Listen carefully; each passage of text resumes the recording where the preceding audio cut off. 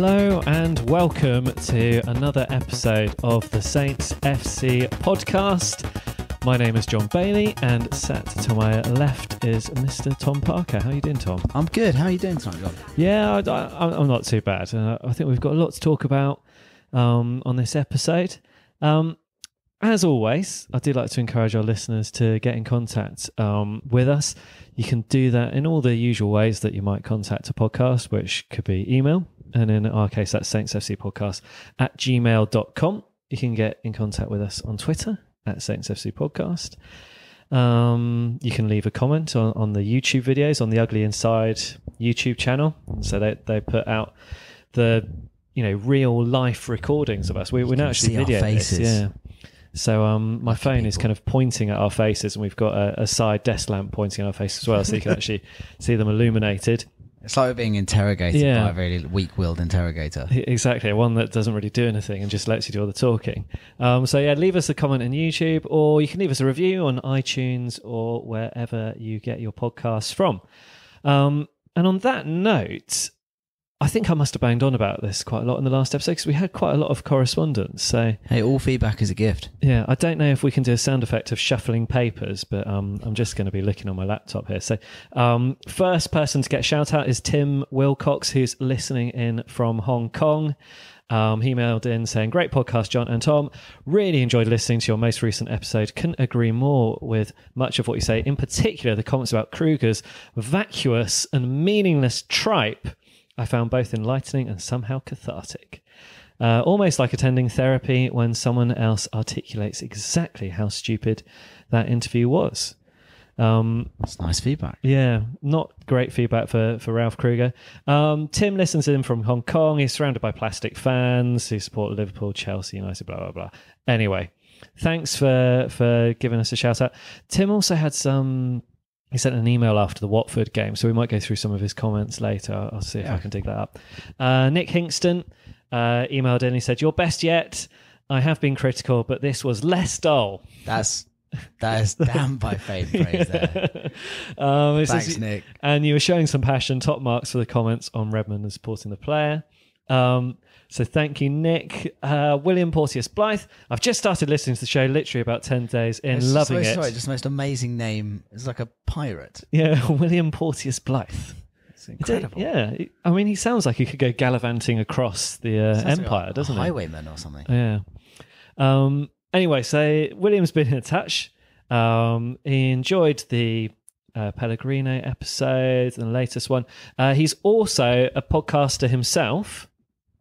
And he has a podcast called the Limehouse Podcast, which is a politics podcast. So if you want to move on from interviews with, Michael Svensson, Ken Moncal, and go on to interviews with Nick Clegg and Michael Heseltine, then you can head over and check out William's podcast, the Limehouse Podcast. So if you're feeling political, you might want to go there.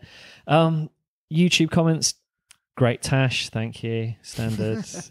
Phil Palmer, boys, I love your podcast. Eloquent, thoughtful, packed with insight. But no. At 18 minutes and 37 seconds in, I hear your Man Uniteds, your Chelseas, your Arsenals. I can't bear to hear players or teams pluralise like that. Stop it, please. I forgive you. That might well be me. I apologise, Phil. I think it was me this time. Oh, was it? Yeah. Anyway. There's a few more bits and pieces. I think maybe we'll come back to that because we've got to get into the Saints stuff as well. So, where should we start? Should we start with the draw against Watford? Yeah, we have to, don't we? Yeah, I think it's good. Does this game on its own typify the entire Saints season? No, because we scored 2 goals. Yeah, that's a good point. And we scored goals from open play. So no, I don't think it does. It does, however, typify something we'll come to, which is a negative aspect. But shall we be positive? Yeah. So let's start with the first half because we were pretty on fire. Good. Yeah. Watford did look awful, a shadow of their early season self. But we were all over them. We were full of energy, full of running. Tadic looked really good. Ward-Prowse seemed like he'd kicked on from the Fulham game. Shane Long. Shane Long was being the best Shane Long can be. Yeah. There was a lot to be positive. It was really exciting, and you kind of felt, oh God, maybe we've done it. This is it. Like we needed to kick on after Fulham, and that's what we're going to do. Yeah, and it did look really good. That there was a lot of hustle and bustle. There was a lot of good passing in amongst the side. You mentioned James Ward-Prowse, mentioned Shane Long, Pierre-Emile Højbjerg again was doing the stuff. Tadic looked very controlled and looked very cool. And we had 2 goals from open play from James Ward-Prowse. Hen's teeth, those. Yeah, I think the first one was very well taken, nicely slotted in, and the second goal you were a particular fan of, weren't you? Tell us what you really enjoyed about that. I thought it was quite a cool goal. My favourite goal this season has been Vardy's goal, I think against Man United, where Mahrez, long ball goes over the top and Mahrez runs and then just kind of stands still, gives the Man United defender the eyes and just lays it off to Vardy, who flies in and lashes it home. And I find that kind of football, almost like Michael Jackson, smooth criminal style football, quite cool. And I think there was a great moment where the ball comes... Shane Long does amazing. He flies down the wing, outmuscles the guy. Brilliant pass to Tadic, and you think... It's Tadic. Please don't try and shoot. And he doesn't. He just goes, I'll just lay this. And he controls it dead, lays it off. And it's a smooth, great finish from Ward-Prowse. When Tadic wants to be good, he's so good, isn't he? It's unplayable. And it's another assist. Yeah. It's just, one thing we've spoken about on this podcast many times is he is a very infuriating player. Yeah. And people call for him to be dropped. But statistically, he's probably amongst our best. The main reason why he's infuriating is because he's so good and he doesn't do it all the time. Yeah, and he makes a lot of bad decisions. Yeah. Shane Long as well took a touch, didn't he, for that chance to make it 3-0. That could have been, Watford dead and buried. An informed striker, an Aguero, wouldn't have done that. No, we don't have an Aguero though. Definitely. So let's go to the negatives. We can, I think, just move straight on into the second half, can't we? This was very much an old cliche, a game of 2 halves. First half brilliant, second half all went horribly wrong, didn't it? Yeah, it's something we've spoken about many, many times on the podcast. Is about the in-game management and about how you see games in the second half. And I don't know how many games we've been winning at half time to lose or not get points from, but you just see it, and you see Watford go into the game, you see Troy Deeney come on, they're going to go route one, and we just don't seem to be able to cope with it. And I think it's really strange. We've got centre backs that, like Stevens, who I think is a really good player and could have a great career, but he's not great in the air. For a centre back. It's very strange. He's not very good in the air, and neither is Yoshida. And we just really failed to cut the supply lines off, and they just kept lobbing that ball in. And well, you pointed out something on the first goal of theirs. It's just, when the ball was kind of bouncing around in the box, so it kind of comes off the crossbar, doesn't it? And then it bounces on the ground, and just no one was really attacking it from the Saints players. And it was Troy Deeney who got the goal, wasn't it? He was just. Well, it was Andre Gray. It was Andre Gray, who got the goal. And he just seemed to be the only person to really react to the ball in any sort of purpose. It was almost like I thought a whistle had gone. Yeah, and it hadn't. And it was a shame for McCarthy because it was a great save. But you wanted like a Hoyt just to be running in there and just to head that ball over or head it out of play or just get out of the way. But you don't. Everyone just kind of stands still and looks. Yeah, that was a kind of real if your players are doing the kind of last-ditch stuff and they're really fighting for the second ball, someone gets to that. Yeah. Or at least someone, even if they don't get to it, and Andre Gray is still the first of the ball, at least there's someone there hassling him, and it gives a chance for it, for him to miss it. Yeah. The second goal, I don't think we can get away from the fact that this was an awful refereeing decision. The ball comes in, and it's clearly off his hand. It can't have been that. I mean, it can't have been that clear. Yeah. So this is the thing. I think only 2 Saints players really reacted to it. I always think in these things you can tell from the reaction of the players. Yeah. And I think to a man, the Saints players, everyone who was nearby turned and lifted off the handball, and I think that tells you a lot. But what on earth are we doing? 92nd minute? It's the heartbreak, and it's going to happen. Yeah. And it's so predictable. I mean, even if they didn't get an illegitimate goal, I mean, the chances are they created enough in that second half to pull the 2-goal lead back. And that's the thing that's so frustrating is why can't Pellegrino see that when a team puts up a big man and starts playing direct, well, I mean, he must be able to see it. Why can't he do anything to manage that? But also, not only must he be able to see it, but the amount of research and scouting and reporting and analysis that you imagine, well, you'd hope that goes into these games. I don't know, like maybe you can't imagine that someone only like Eric Black, who now obviously is no longer with the club, can be like, oh, what they're going to do now is, because that guy's massive, they're going to pop the ball into the box load, so watch out for that. They must know what a Troy Deeney does. Yeah, and Pellegrino was a decent defender for a lot of decent clubs. You know, he had a pretty impressive career. Won European Cups. I mean, have they seriously only ever been playing tiki-taka football in Spain for his entire career that he's never seen what happens when you lob a big ball up to the big man? It's naivety. Well, I think he's shown, we've been quite, I think, staunch defenders of him, I think, throughout the year for what's been a very difficult year. But one thing we spoke about time and time again is in-game management. And also, I just think he underestimates people. He underestimated Wolves. Yeah.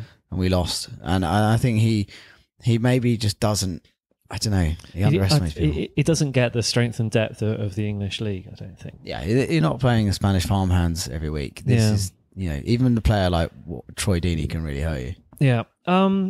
One of the players which really took the flack for the game. So, I mean, there were a few things that took flack for this result. One was the lack of VAR, which is the video assistant referee. Obviously, if there was VAR, there's no way that goal would have stood. It would have been 2-1 to Saints. I don't understand. Isn't VAR on trial? So is it? VAR's not on trial in the Premier League. So it's just in the FA Cup. Yeah. So the Premier League have not sanctioned it, but the FA are quite keen to try it out. So that's why you've seen it in a few games in the FA Cup. They've been playing with it in Italy.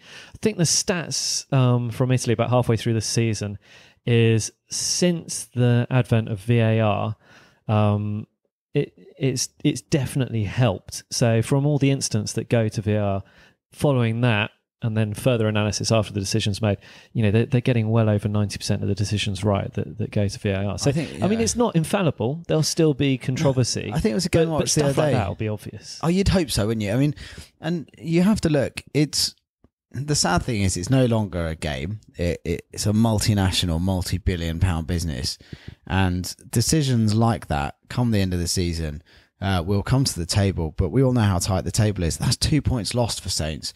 But you can quantify 2 points, but what you can't possibly quantify is the emotional and psychological and damage to morale that a terrible decision like that makes. Yeah. Do we want to move on to Tim from Hong Kong's email? I mean, I'm looking at this. It's a bit of a rant.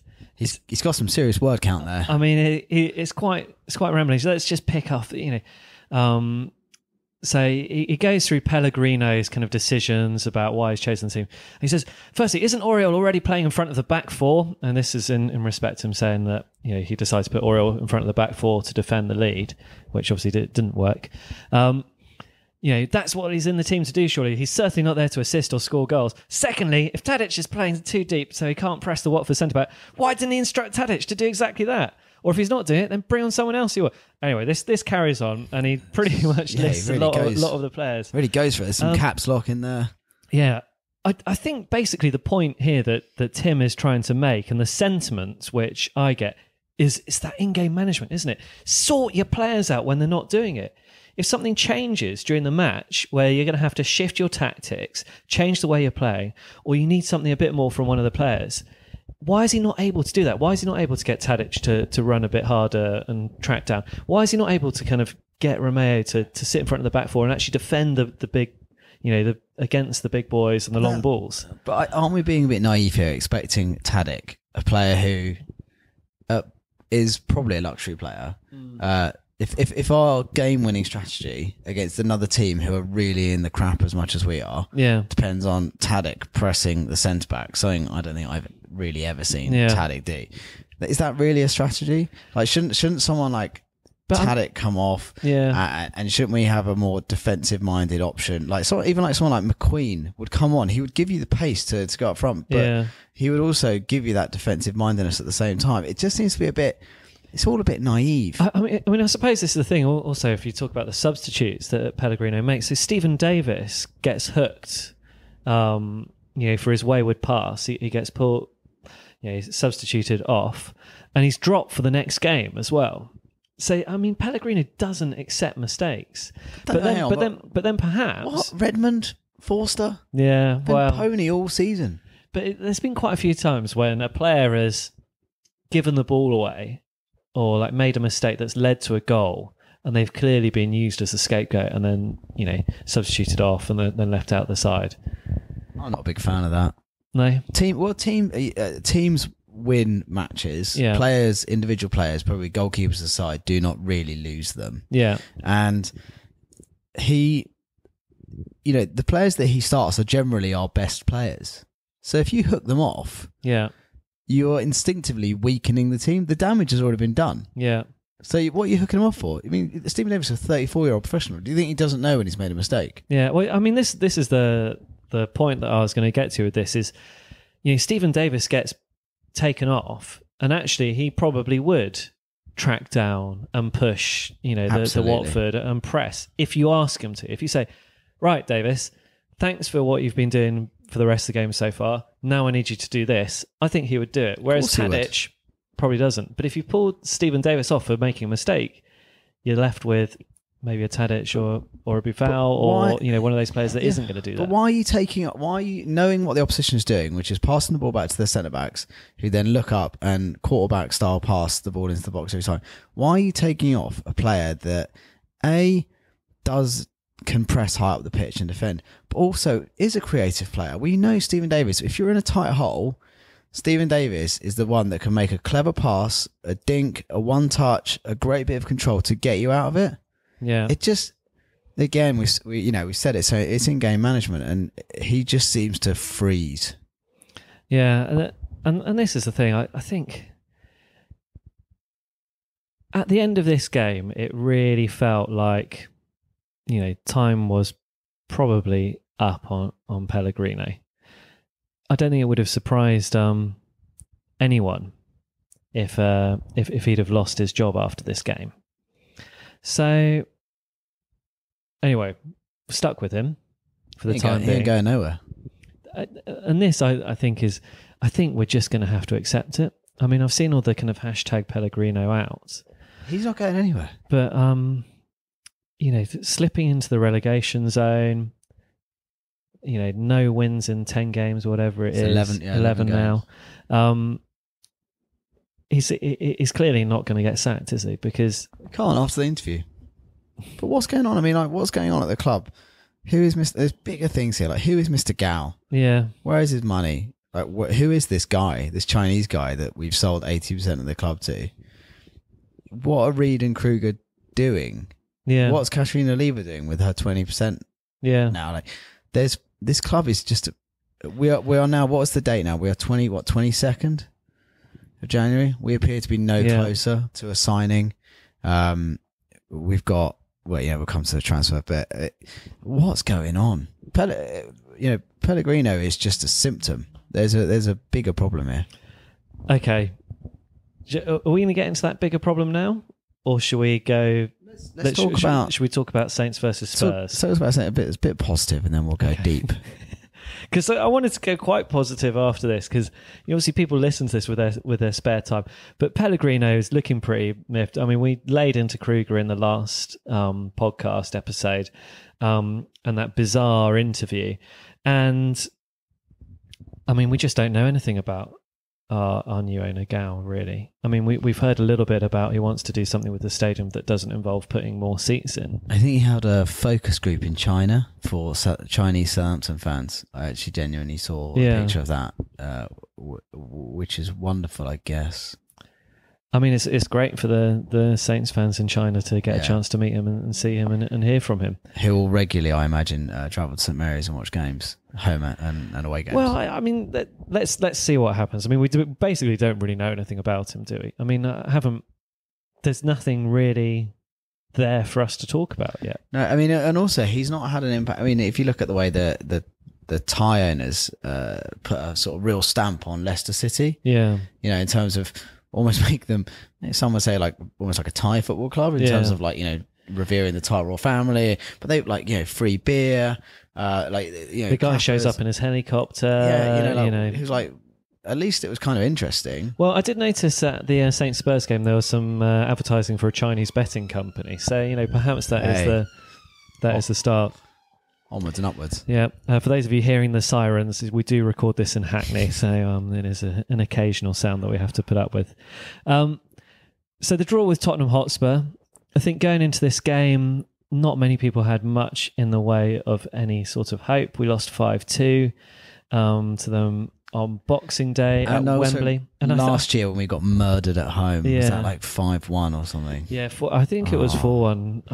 That was horrible. I was there, but I've managed to kind of block out most of that. So, I mean, with the game against Spurs, the 5-2 game on Boxing Day, we were probably lucky to get away with 5-2. Probably lucky to get the 2 goals. Maybe lucky to have not conceded more. But going into the game at St Mary's, not really feeling particularly positive about anything. We've managed another gallant performance against one of the bigger sides, and we've got ourselves a point. It's weird, isn't it? Yeah. It's weird how they can lift their game. I mean, Spurs are apparently not on top form, but they're still a good side, regardless of whether they're on form or not. and they've got Harry good Kane, players. who legally has to score at least twice against us in a game. Yeah, I think it's a good result. Like, you've got to give them credit. They reacted.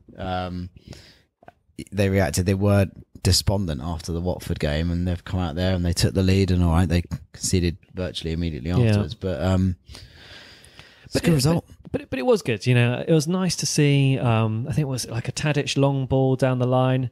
Ryan Bertram running onto it, you know, fizzed the ball into the box. Gabbiadini was just behind Sanchez, but Sanchez, you know, did the honours and decided to slot it into the bottom corner. Pass, is it Michel Vorm, I think, was in goal for Tottenham. That was great. I think, you know, had Sanchez not got to the ball, Gabbiadini probably would have done. So, well, at least we know that Sanchez definitely scored. Yeah. So we'll take that. We'll definitely take that. Then Eric Dyer hit the post, and then Harry Kane bullied Jack Stevens to the equaliser, didn't he? Yeah, that can be one of our samples. Just put in the name and then bully Jack Stevens. Yeah. And that sounds harsh on Jack Stevens. I really like him. I think he's such a good footballer. He's such a talent, and he's so skillful on the ball, and he's obviously very committed, but he's just in the air. And he's a big lad. He's a big guy, so I don't understand. I mean, maybe just in the pre-season they just need to work on that, because that seems to be where his game is weak. Can I suggest something which may be unpopular with kind of traditional football fans? But right, Jack Stevens was man-marking Harry Kane in the box, right? So that was his one job. So he just had to look after Harry Kane, which meant that Harry Kane only had to bully one player. And then once he'd kind of dealt with Jack Stevens, he had a free run at the ball. Is this actually an example where zonal marking would be much better? Because the players know the area they're supposed to be, and they attack the ball, and they don't worry about the player. So they're not getting pushed around by the players. They just go and they attack the ball, and they clear the ball if it comes into their zone. I'm just trying to think who else Spurs have that we were really worried about in the air. Maybe Deer. So who? I mean, Dele Alli's also scored. Yeah, Dele Alli's not bad. Scored in the air, is he? Headers against us in the past. But you just think like Harry Kane is their number one goal threat. Yeah, like, absolutely. Like, they aren't a one-man team, but they're probably as close as you can find to a one-man team in the Premier League. And why? I don't know. Stevens, like he just gets lost, and the problem is this isn't like, you know, a Shane Long or a Tadic that you're marking. It's Harry Kane. He scores for fun, and it was just so fast and so horrible. I sound a bit traumatized. Yeah, but again, isn't this where, you know, if you have a manager who's, you know, a defender with a fantastic career, you'd kind of expect him to be able to take someone who's like clearly got talent. I mean, Stevens has got talent. There's a good central defender in there. He's got great skill on the ball. He's fast. He's got good pass. He's got good, he's got all good he dribble. needs is someone to drill in that defensive sensibility when it comes to heading. Yeah, it's weird. I don't understand it. I would say even like Romeo, you'd think would be a better bet. Yeah. Who's certainly a more aggressive player. Harry Kane has many brilliant traits. One of the things that people probably don't give him credit for is a bit like Alan Shearer, is how aggressive and how nasty he is, and how much he wants to score goals. I mean, that is a similar trait with a lot of very successful centre forwards. I remember Ruud van Nistelrooy was a horrible. Yeah. But you kind of have to be really aggressive. Yeah, and he's got that. So I mean, So it gets to 1-1. So, this is us surrendering a lead again. I mean, we didn't have the lead for very long, so it didn't perhaps feel as frustrating as the surrendering of the lead as against Arsenal or Palace or Brighton or Huddersfield. Okay, yeah. Anyway. Rest of the game, though, there was a lot of fight about the players, and they did create a lot of chances. And it could have gone either way this game. Yeah, I think at the end of it, they said, both managers will be disappointed to not win. Yeah, which is quite unusual. Who knows? I mean, we kind of had these false dawns, haven't we? A few times. Yeah. I mean, Jack Stevens had a headed opportunity. We should stop talking about Jack Stevens heading the ball. But we were there at Fulham, and it was like 6 yards. It was like 6 yards in front of us. The ball just hits his head, and like 50p head just pings off in the wrong direction. I bet you wonder, like, if he'd got that goal against Fulham, he might have had the confidence just to. And I think Saints player gave him a little bit of a. Oh, it was it wasn't an easy chance. Ward-Prowse did hit it at his head from 7 or 8 yards out in the middle of the goal. He basically had to hit it anywhere on target that wasn't at ball, and he would have scored. Yeah, Buffal as well. When he had his chance, took a touch. Maybe should have just thumped it first time. And we saw maybe a new star in the making, Michael Obafemi, who came on with about 10 minutes to go, and he had what a chance he had! Fizzed across the front of goal. Fizzed across. I think Tadic almost hit it too hard and too high. That's what I'm going to maybe make my excuses. But isn't it exciting to see a young player come through? Yeah, and to be in that sort of position as well. I mean, he probably should have just hit it with his left foot. He's clearly right-footed. He didn't quite make the contact. It would have made more sense with his left foot. But you know what, though? It's great to see a Saints striker in front of the goal in the dying minutes of the game, looking to get the winner and looking like they've got a really good chance to get the win. Yeah. We haven't seen that enough this season. No. So I've got to take that as a real positive. Michael Obafemi, what do you know about him, Tom? Should I give you my little lowdown on the bit of research that I've done since yesterday? I followed him on Twitter. I had more Twitter followers than him yesterday, which I was quite proud of. Yes, I mean, when I checked his Twitter account, I think he had about 230 followers. I presume it's a little bit more than that. Yeah, 427 at the end of the game. Okay. So he's still behind me, but he's doing all right. Good kid. So he's 17 years old. He's the second youngest player to play for Saints in the Premier League after Luke Shaw. Luke Shaw is all right, isn't he? Stat, yeah. So who is he? Should we be excited? Well, we signed him from Leyton Orient in 2016. So is he? Can we say he's a youth product? Well, I mean, he was signed from the Leyton Orient youth team into the Saints youth team. 2016. That he was probably only 15. 2016, 16, so yeah. We'll still take that. Yeah. 15, 16 years old. Comes into the youth setup. In the under-18s this season, where he's been playing most of his football, he's had 11 games, which he scored 9 goals and got 1 assist. And I've looked at the highlights of some of his goals, and one of the kind of, he's got a tidy finish on him, and also a lot of pace and a bit of strength as well. He's not like a big guy. Yeah, but he looked quite strong. He looked quite short. Yeah, short and strong. Short and like a bit like a barrel. Yeah. But a quick barrel. He was very quick off the mark. He was barrel over Niagara Falls. Very. I was impressed in the kind of 8 or 9 minutes that he had on the pitch. He very nearly could have had a goal, and what a goal that would have been. What an announcement! It would have been amazing. It would have been a bit. Yeah, it would have been. I don't know. Like when was the last start, time? Wasn't it? Yeah, that would have been. I don't know. It's so good to see young players come through, and it's not. we spoke about the Southampton way in depth, I think, in the last issue of the podcast. But one of the things we've really lost is the young player production line. Yeah. Although having said that, we had Stevens and we had Ward-Prowse starting on Sunday, 2 more probably than most teams would have managed. But we kind of had that. We've got a lot of players that seem to be very good, like Hesketh, McQueen, that don't seem to be able to cut through. And I watched the Norwich game against Chelsea the other night, and it was only one game, but Harrison Reed, just bullying people all over that pitch. I think Harrison Reed could be really good. I think we talked about him before when we were talking about Jordi Clasie.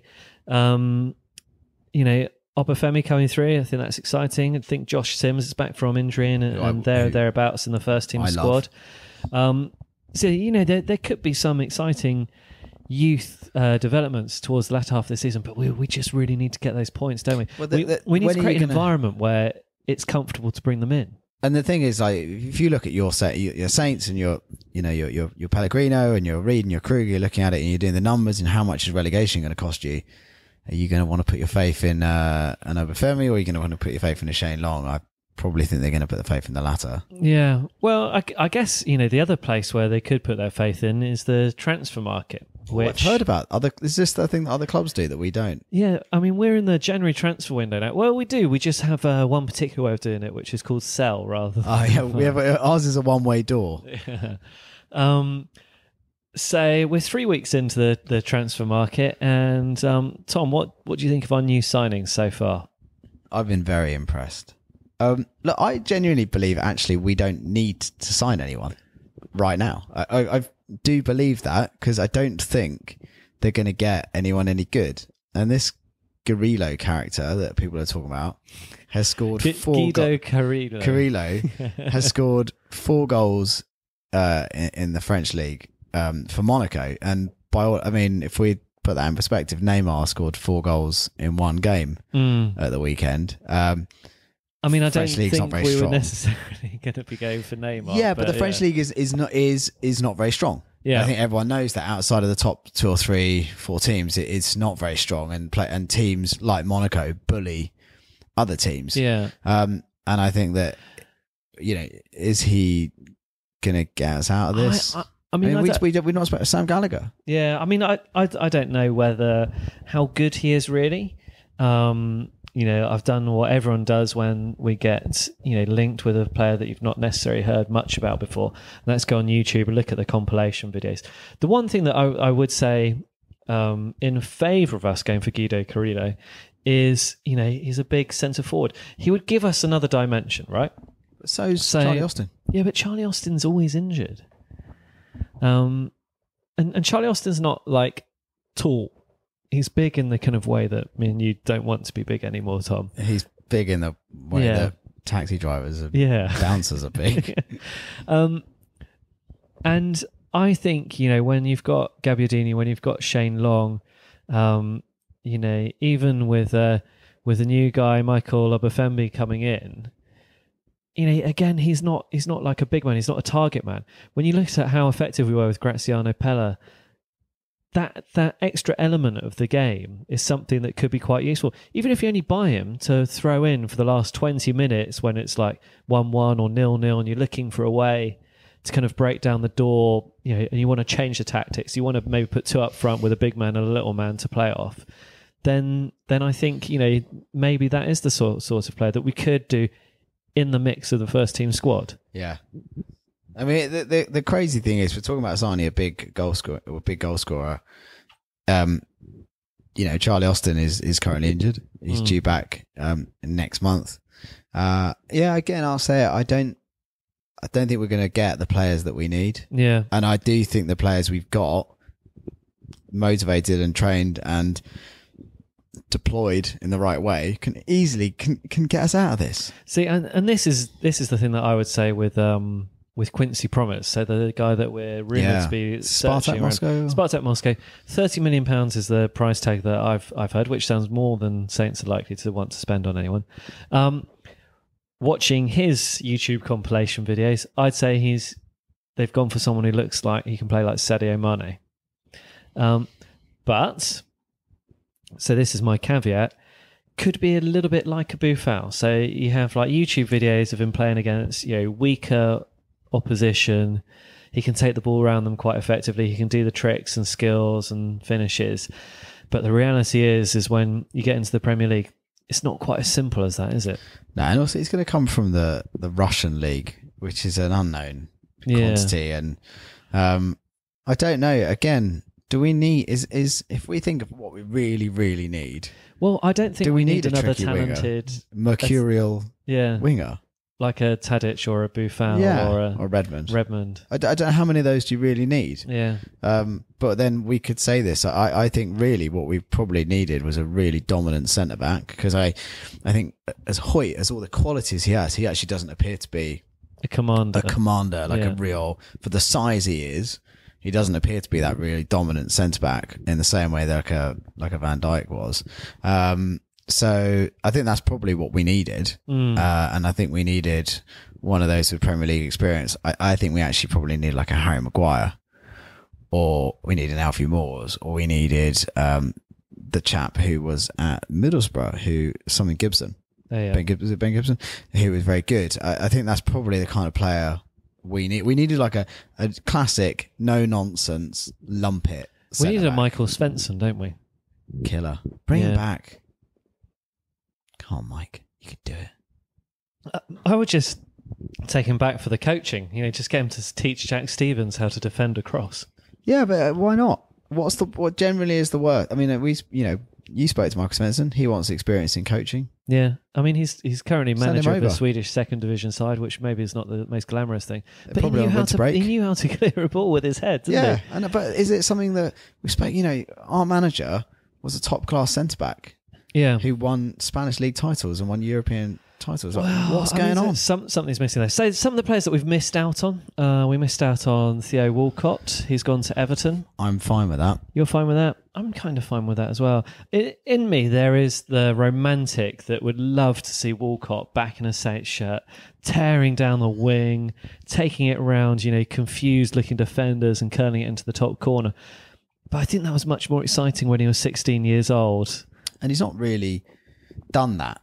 Yeah, I think he's in his entire time at Arsenal, he played more than 30 games in a season once. Yeah, he had a really good season last season, didn't he? Was it the season before, and then he got injured? Yeah, but that sentence there, you could say that probably about his entire career. Yeah, and I don't wish him any ill will, and it would have been nice for him to come back, but at £20 million and £110,000 a week, or whatever it is, only if you've got the billionaire owners that Everton have got, are you going to sign that player? Yeah, I mean, they're owned by Arsenal anyway, aren't they? So it's not surprising that there's a little deal going on between Arsenal and Everton.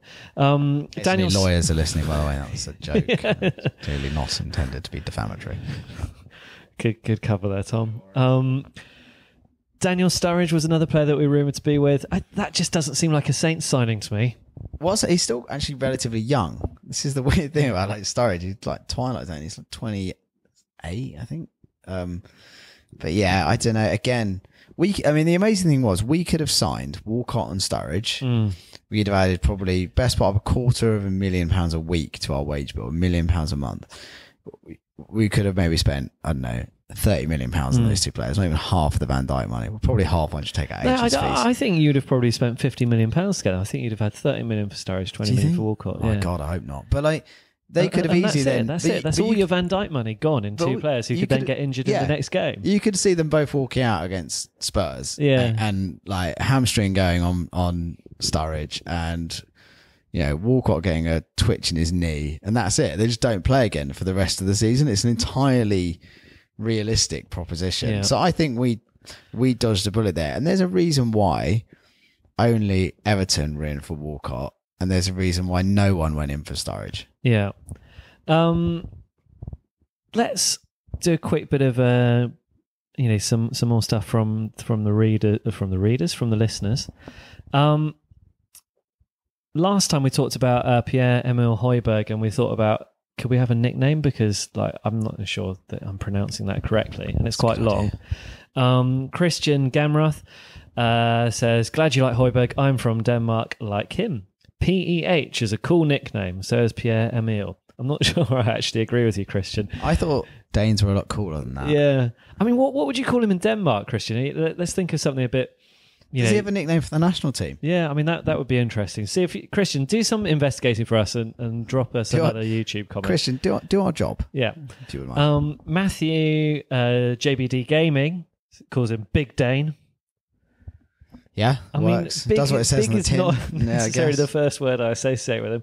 But, valiant attempt to. And Simon Hill reckons Pilu. That sounds like something...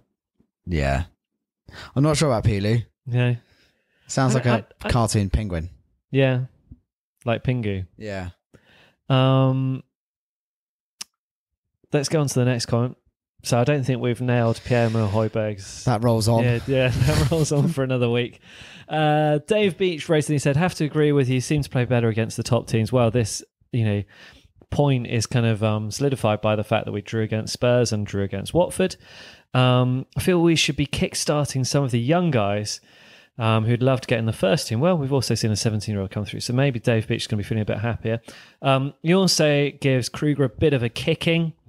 This chairman needs to go. You cannot run an English football club like the NFL or NHL, which is where Kruger came from. These are closed, big boy clubs. Nobody gets promoted or relegated. Also, if think small, you stay small. I would love to know what the Southampton long-term goals are. I think that's a good point. Just on that very quickly, they used to do the forums, didn't they, with the fans, and they used to sit in front of the fans. I know those have kind of gone, like the Arsenal ones, have been particularly visceral. But what is the plan? What's the aspiration? Maybe it's just not to get relegated. I just don't know. I think for the next 3-4 months, it should be get out of the pile of stinking turd that we're in right now would be useful. And get rid of the dead wood. Yeah. I do think we need to freshen up the squad a bit. I think Gardos still stealing a living. I saw the other day. Gardos appears to be a professional footballer whose job is to go to schools and hospitals. Yeah. I wonder if Stuart Taylor's is a bit like that as well. Yeah. Well, at least Taylor's a coach. Yeah. So, I mean, this is kind of like on the what's gone wrong. Have we done enough on Kruger? I mean, I don't think either of us are particularly happy with him. We think that interview is totally bizarre. He's tied himself in knots. It's going to be very difficult to sack Pellegrino without looking like a complete tool. Is that all that's said and done on Kruger? Can we say anything more about him? The clever thing that Kruger does is he, and they do this a lot at senior Southampton, they only work with very trusted journalists. This is something I pointed out to someone on Twitter the other day. My job is working with journalists. Companies and organisations have journalists that view them favourably, and therefore they give stories to those journalists, knowing that they'll get reported in the way they'd like to be reported. Yeah. Southampton clearly do that with the Daily Telegraph. If you look at any story that comes out in the Daily Telegraph, it's always the inside story of this, the real story behind X. There was in the other day in the Telegraph a story that Pellegrino was under pressure, and it's Sam Wallace, who's a very, very good reporter, as I understand it, football reporter at the Telegraph, gets a lot of Saints scoops. Saints have a long running history of sort of for 3 or 4, 5 years of giving access to the Daily Telegraph in exchange for very, very positive stories. Whereas we had I think Rupert Lowe sued the Times, didn't he, during his tenure? So that always works. So do that. No, I met Sam Wallace when I got invited down to the club. Yeah, you're one of your media mates. Exactly. And it is clear that Saints are trying to keep the media on side. I mean, I don't know whether I don't think the they club are. Do you think they listen to this podcast? I mean, why did I get an invite to that? I hope they've got better things to do. But maybe they don't. I mean, they probably do. Someone probably at some point gives it a listen. If you do, hi. Lovely. I really, really enjoyed playing football on the first team pitch. That was great. I enjoyed meeting Pellegrino. He's a nice guy. I think he's a bit lacking at the moment as a manager for a Premier League football club. Well, I think the table tells you that story. Yeah. But to where we were, I don't think. I think we've got this thing of giving nice stories to nice journalists, and the other story, which was a great story from the weekend's papers, I think, was Les Reed. And I won't go into detail here because I don't know enough about it, but there was a story that Les Reed may have a conflict of interest because his son, who is an agent, represents a number of young players at Southampton. So I mean, that's not good, is it? I mean, that was in, I think, the Sun or the Mirror reported that, and I think there's a question to answer there. That is without doubt a conflict of interest. So interesting.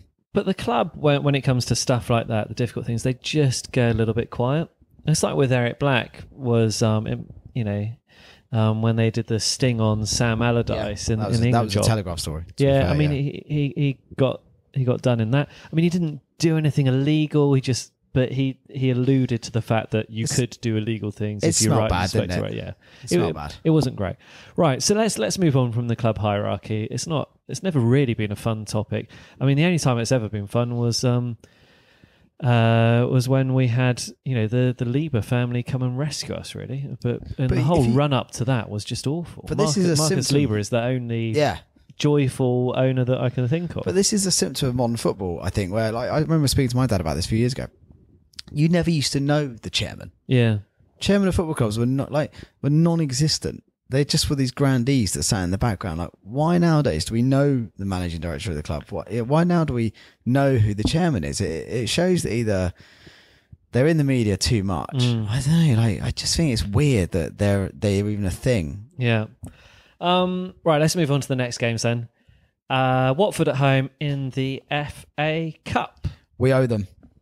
We do. And Watford have changed their manager since we last played them. Yeah. And it makes you think maybe Saints dodged a bullet with Silva. Well, I've seen a lot of people saying that they would like to see Marco Silva come in at Saints, but he clearly... Can you make an argument for that? I don't know if you can at the moment. Well, you can't, because the teams are in a virtually similar position, so you can't argue that Hull got relegated, all right. He did everything he could not to get Hull relegated. Watford haven't looked great. He clearly lost focus after the Everton debacle. And, whilst we're not romantic and we think that no one is going to stay with Saints forever, if Silva came in now and he keeps us up and we actually, we finish season on a bit of a roll, the next season, he'll be gone. Someone flutters their eyes at him. He's going to go. Yeah. Or if he doesn't go, it's going to happen what happened to Watford, where they fall off a cliff. Yeah. And maybe better the devil you know. Yeah, I mean, I don't know if I can make an argument for Pellegrino either, but I don't think I can make an argument for Marcus Silva. He had a very impressive record in Portugal, and I think Greece, was it Greece that he was in before, and he did well with Hull. He started well with Watford, but if every time a bigger club, and I'm doing the kind of air quotation marks here. I can see you now. Yeah, for those of you that are listening to the podcast through the traditional iTunes or Spotify or Acast, wherever else you're listening, he's like, if he does well at Saints, he's going to be courted by lots and lots of other clubs, and if after 9 games, which is how long it was when Everton expressed their interest at Watford, he's already thinking, right, well, this is it. I want to be out. That's not the kind of manager that Saints are going to go for, is it? It's a bit of an alarming character. There's 2, I guess, bad character traits there. One is to have your head turned after such a short amount of time is disrespectful. I know it's a short career, but come on, 9 games is insane. And the second is to be so unprofessional as to having your head turned means that what appears to be you either completely lose your focus or you manage to lose the focus of the very skillful group of professional men you're meant to be leading. Yeah, I mean, I heard that there were rumours coming from the Watford dressing room that players were saying, "Oh, will you take me to Everton with you?" and this, that, and the other. So, I mean, the whole thing was so unsettling. Not just in terms of the manager and his focus, but the players as well. They were thinking they wanted out. Watford pretty much on a free fall. They can only get points against floundering teams with no hope by cheating with a handball. So no in-game management. I mean, I'd like to see us win this. We'd be through to the 5th round of the FA Cup. That would be a nice bit of a glimmer of hope, wouldn't it, for this season if we started progressing in that competition? And we'll come to the league table in a bit, but can I also say £12 for a home game? That is a bargain. Is that what it is? Yeah, £12 this Saturday. Yeah, there you go.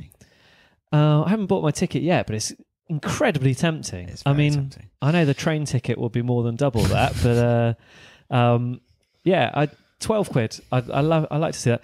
Funny though, I wonder if the ground will be full, and if we get to the final, there'll be lots of sub stories about people. Oh, you know what? I couldn't make that game in the fourth round against Watford because of this, that, and the other. Then you have to have like 4 tickets, and they've got 3. Yeah. I can't remember what I'm thinking about. Yeah, it's almost worth just getting a ticket just in case. Just in case. Yeah, well, I think why not? We owe. I mean, of all the teams this season, we owe Watford one. Yeah, because they did us at home and then they cheated us at their place.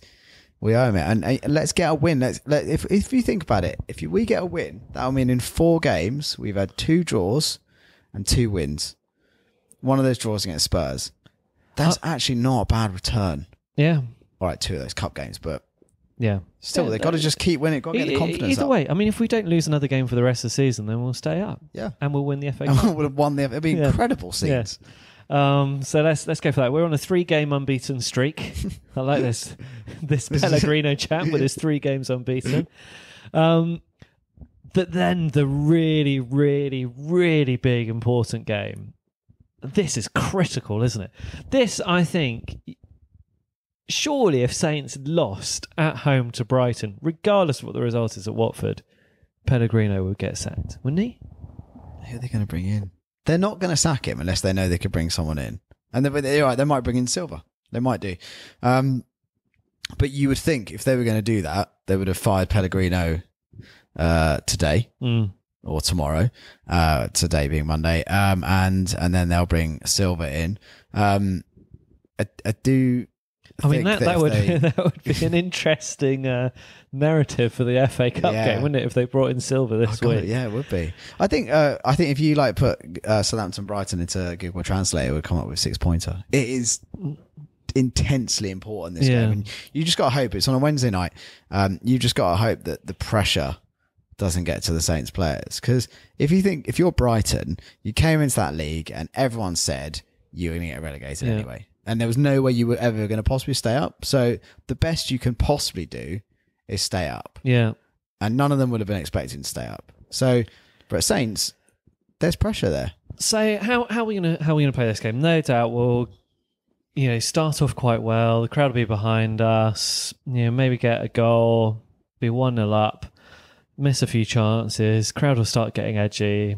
Then they're going to really focus on the big man up front. I don't know. It looks like we've got one thing. Can we put them to bed? We've got haven't we got a bit more of a settled team now? What's starting to? Have we? I mean, we know McCarthy's going to start. Yeah, but Bertrand and Suarez at wing backs. It seems to be that he likes Hoyt. Maybe Steven. We've got what looks like a settled team now. Ward-Prowse coming into his own. Yeah, he's doing very well. Tadic, is undroppable, and to be fair, he is the assist king. Then it's who you put up front. I don't know. We seem to be a bit more with Højbjerg, with Romeo, Lamina. We do seem to be a bit more settled, a bit stronger. Yeah. So we've got to beat Brighton. If we don't, then Jesus Christ. I'm going to be there next to my brother. Unfortunately, you're missing it. You've got work duties. I've got work duties. Yeah. It's anyway, a terrible thing. So key. I'm going to give a couple more shout outs, and there's actually something for us to think about for the next episode. Just a few kind of nice words that we've had from Anthony Coombs, Saints Mike B, Chris O'Donnell said that we made his 40 minutes in the gym more bearable. Hope that January workouts are still going, Chris. Good. Go on, Chris. You can do it. If you keep going, you'll end up looking like John and I. Andrew Davis, Matthew Knight, Terry Cousins, Northern Ireland Saints, Shirley Mush, Dean Cook, Russell Kelly, Muckers all sent tweets to us after last one, so thanks for that. We also had David Scott, who wanted to tell us about the Bible. That's welcome. Thanks. Yeah, that's fine. Thank you. Thanks, David. We're different sort of saints. Ben Sharman He has an idea which he reckons might fill some time in a future podcast. I don't think we've got enough time for it in this episode, but he has an idea on the best Saints 11 currently playing, including departed players. Oh, yeah. So I mean, there's some really good ones there that we could have. I mean, let's mull that one over. Maybe listeners can kind of come up with what's your best Saints 11 of current players. Who would you have out there? Yeah, send it in saintsfcpodcast@gmail.com. Is this just Premier League or is this anywhere on the planet? No, I think anywhere on the planet. And also interesting. At Saints FC Podcast on Twitter as well. Let us know what you think. Finally, Dan Hargraves, who is setting up a YouTube channel on Southampton. You may have seen him on a few ugly inside videos. If you want to see him on YouTube, it's youtube.com/Dan Hargraves. He wants to know, how should Saints approach next season as a Premier League side and as a Championship side? Is he getting a little bit ahead of himself? Do we really want to start planning as a Championship side? I mean, you already had some thoughts on this, Tom. Before we started recording, you were talking about the sort of players that you thought would be good in the Championship for Saints. Yeah, I was coming at it from a different angle, which is John mentioned that the players, the maybe the fear of suddenly going into the bottom three actually has had maybe a bit of a galvanising impact on the players, and you'd hope it does. Because I think as well, we are a team with, if you look at our squad, we've got a lot of players that probably aren't guaranteed to get another Premier League contract, even in the fickle football. So Forster, like McCarthy, Forster might not get a top team coming in for him. Stevens, Yoshida, Stephen Davis. I think Romeo and Lamina would get out, but even like Ward-Prowse, you're not guaranteed that like one of the good Premier League clubs would come in for him. And like Shane Long, Charlie Austin. I wonder if the fear of going down and what you hope is the knock-on impact on their contracts. If you're Bertrand or you're a Cedric, you're out anyway, or a Lamina, that's fine, or Buffal, you're gone. But what you kind of wonder is like, are they going to get like a massive whack on their pay? Yeah. Is that going to have the little oomph they need to push on? Yeah, I mean, it would be interesting to know what's in their contracts. I mean, one of the reasons why Portsmouth, our fishy friends down the road, went bust in a big way is because all the players had this like 50%, if you win a trophy bonus, like they got 50% of their annual salary as a lump sum. Won the FA Cup and then crippled the club. I saw Rodwell is available from Sunderland on a free transfer because he is on something insane like £60,000 a week. Yeah. Because when they got relegated, they didn't put a relegation clause. Relegation clause. So he's been creaming £3 million a week, and he's only like 25 still. It's incredible. Yeah. So I mean, Dan, I think probably if we're going down to the Championship, we shed the kind of lots of the big stars. But I mean, you'd want the players that want to have a bit of fight, and I think there would be a bit more focus on the youth team if we were starting to get in the Championship. If we were in the Championship next year, you'd expect Gallagher, Sims, McQueen, Ward-Prowse would probably take captaincy. Yeah. Stevens, Obafemi. You'd expect actually like Harrison Reed. We'd actually probably end up 6 or 7 of our players would be youth players, and you know what? I'd love to watch that. I mean, because I'd love to watch that in the Premier League with them all having kicked on there. Premier League side, I think, we know what we need. We need a leader on the pitch, first and foremost. I think another attacking option, another centre-back option. Yeah. I think a leader, is a really good point. And I think we've lacked a leader since Van Dijk, and not since Van Dijk left, but since Van Dijk got injured. Yeah. Because I think even when he was back, he wasn't the leader we needed, and I think we've missed that, and we look like we've missed a player that can grab a game by the scruff of the neck and just hack that ball away when he needs to. Right. Anyway, I think that brings us, nicely to the end of the show. Tom, thank you very much for joining me on my sofa again, and thanks, John, for providing the rather delicious Campo Viejo Rioja. And if anyone from Campo Viejo is watching, he wants to send us a crate of Campo Viejo, we'd love that. Yeah, we'd happily drink a bottle on every episode of the podcast. Of course, if you want to get in contact with us, obviously we're looking for a really catchy nickname for Pierre-Emile Højbjerg. We're looking for your best Saints 11 of current players. Get in contact, saintsfcpodcast@gmail.com, at saintsfcpodcast on Twitter. Leave us a review on iTunes or Spotify or Follow us on Acast Spotify. or anywhere. Yeah, just do it. And actually, you know what? We're coming up to our first birthday in a couple of weeks. And what would be a really, really good birthday present for us from the Saints FC podcast? Go out there and tell like 5 of your Saints supporting friends to listen to the podcast. And even better, just show them how to use a podcasting app on their phone and download the first episode easy for them and just get them to play it along. That would be a really great present, send wouldn't us it? questions and, do whatever you got to do, really. Anyway, so we've got an interview with Paul Jones coming up in the next week or so, depending on when I get the chance to edit it. That should be quite interesting. But I think I think that's it from me and you, Tom. So, ta-ta, everyone. Thanks. Cheers. Bye.